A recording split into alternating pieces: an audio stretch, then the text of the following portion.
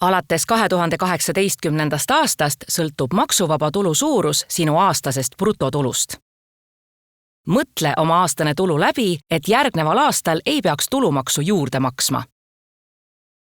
Aasta jooksul aitab sinu senistel sissetulekutel ja maksuvaba tulu kasutamisel silma peal hoida MTA e-teenus Minu sissetulekud. Selle kasutamiseks pead sisse logima e-maksuametisse e-tolli ning kiirviidete alt valima Minu sissetulekud viite. Siit leiad ülevaate oma sissetulekutest ja maksukohustustest.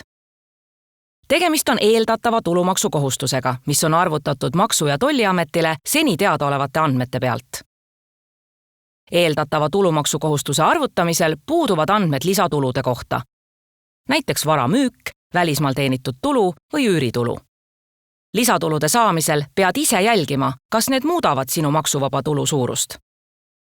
Sissetulekute ülevaates näed andmeid, mille kohta tööandja on Maksu- ja Tolliametile deklaratsiooni esitanud. Ülevaade aitab ühtlasi jälgida, et tööandja on kõik töötasud ja maksud korrektselt deklareerinud. Hoia ülevaatel kindlasti silm peal ning teavita tööandjat, kui töötasu andmed on deklareerimata.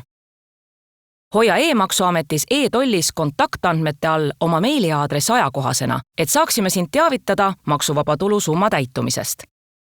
Vajadusel palu tööandjal edaspidi maksuvaba tulu suurust vähendada või maksuvaba tulu mitte arvestada. Külasta e-maksuametis e-tollis Minu sissetulekud teenust. Kontrolli oma sissetulekute andmeid ja seni kasutatud maksuvaba tulu suurust.